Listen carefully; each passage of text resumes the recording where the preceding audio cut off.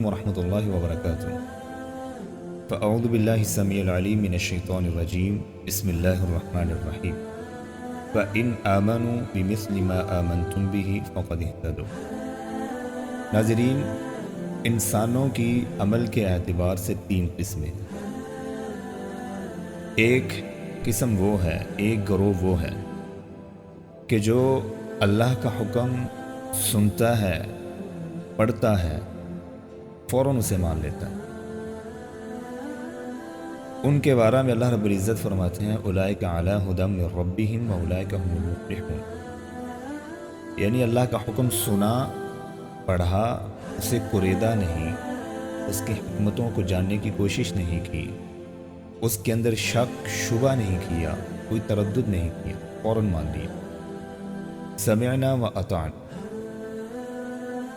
اور دوسرا گروہ وہ ہے جو ایک حکم کو سنتا ہے تو اس کا بالکل انکار کر دیتا۔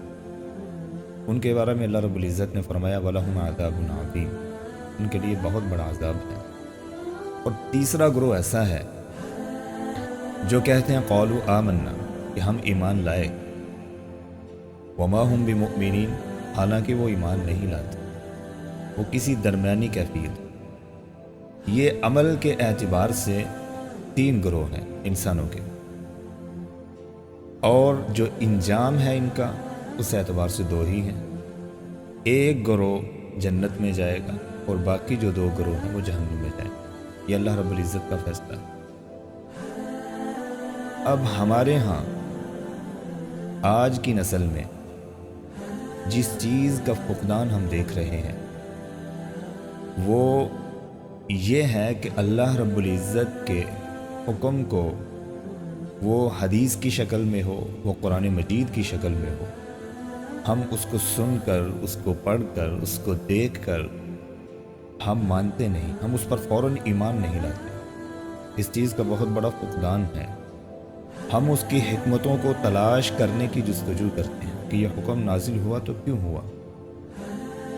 اللہ رب العزت نے خنزیر کو حرام کیا، کیوں کیا؟ کیا حکمتیں، کیا وجوہات، کیا ہے اس میں؟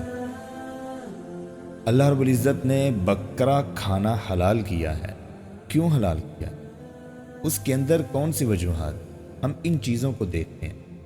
یعنی اللہ رب العزت کا حکم، وہ رب جو خالق کائنات ہے، ارض و سما کا مالک بھی ہے، وہ جب حکم دیتا ہے تو ہم اپنی عقل کی کتاب کو کھولتے ہیں اور کھول کر بیٹھ جاتے ہیں کہ ہماری عقل کی کتاب میں اس کی حکمتیں کون سی لکھی ہوئی ہیں اور کہاں لکھی ہوئی۔ جب ہم کچھ جان لیتے ہیں، کچھ پرکھ لیتے ہیں، پھر ہم کہتے ہیں اچھا یہ تو اس وجہ سے کام ہوا ہے، حکم نازل ہوا ہے، تو اب ہمیں ماننا چاہیے۔ یہ اس رب کے حکم پر ہم کرتے ہیں جس نے انسان کی تخلیق کی، اور وہ عقل جس پر ہم اس کو پرکھتے ہیں وہ بھی ہمارے رب نے ہمیں عطا کی۔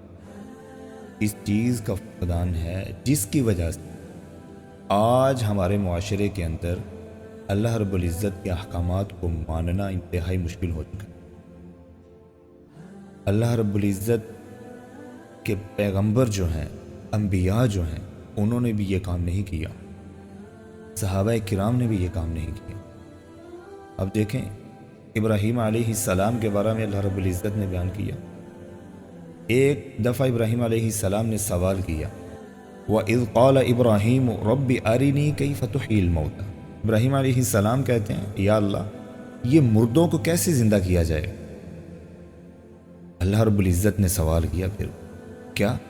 قَالَ أَوَلَمْ تُؤْمِنْ، اے ابراہیم تو ایمان نہیں لاتا؟ کہ اللہ رب العزت نے کہہ دیا ہے کہ میں مارنے کے بعد دوبارہ زندہ کروں گا، کیا اے ابراہیم تو ایمان نہیں لاتا؟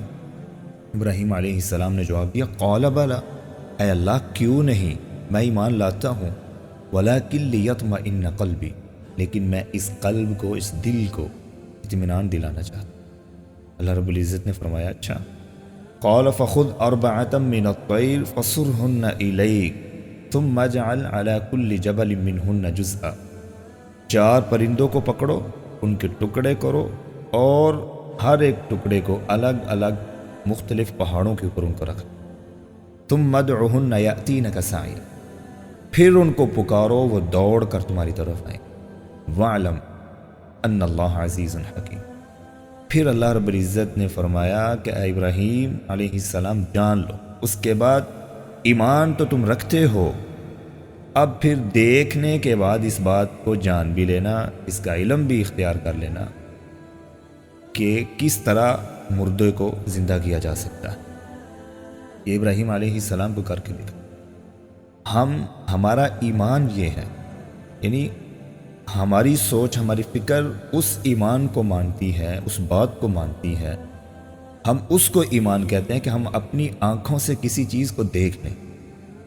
तो फिर हालांकि ये बात ईमान नहीं है, इसको तो हम इल्म कहते हैं। देखने के बाद जो चीज़ हम एक्सेप्ट करते हैं, जिसको तस्लीम करते हैं, जिसकी हिकमतों को जानने के बाद हम मानते हैं, वो ईमान नहीं, वो इल्म होता है। जैसे अल्लाह रब्बुल इज़्ज़त ने इब्राहीम अलैहिस्सलाम को भी बतलाया और अंबिया ने बग़ैर देखे उन चीज़ों पर ईमान लाया, अल्लाह के अहकामात पर।